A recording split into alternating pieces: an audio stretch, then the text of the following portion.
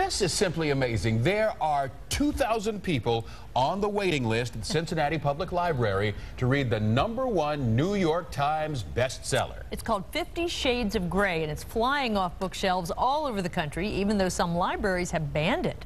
9 News reporter Janelle Walton found out why it's so popular. Janelle? Clyde and Carol, it's apparently the kind of book that makes you blush. Some people are too embarrassed to walk in the store and buy it. Yes, 50 Shades of Grey is supposedly that steamy, but it's those elements that are turning thousands of readers into fans. There is one book you won't be able to find on shelves at any one of the 41 branches of the Cincinnati-Hamilton County Public Library. There's a 6-month wait list to check out 50 Shades of Grey. On the print copies, there are over 1,300 holds, which means 200 people have it checked out, and there's another 1,325 people waiting for the book. The sudden success of the romance novel, or as some have dubbed the trilogy, mommy porn, sent the library scrambling to buy more copies. I think initially we bought like 40 copies, and they certainly hit the shelves and went out very quickly.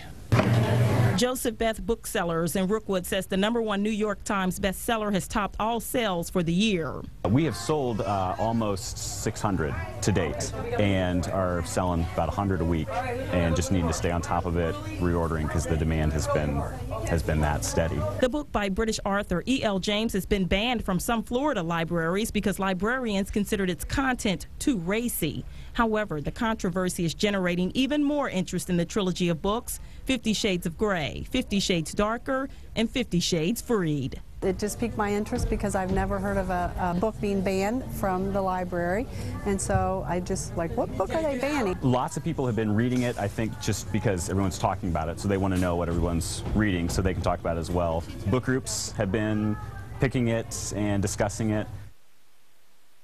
One Joseph Beth customer admitted to reading the first book in the trilogy, but he didn't want to broadcast that to the world, even as he was buying the second book today.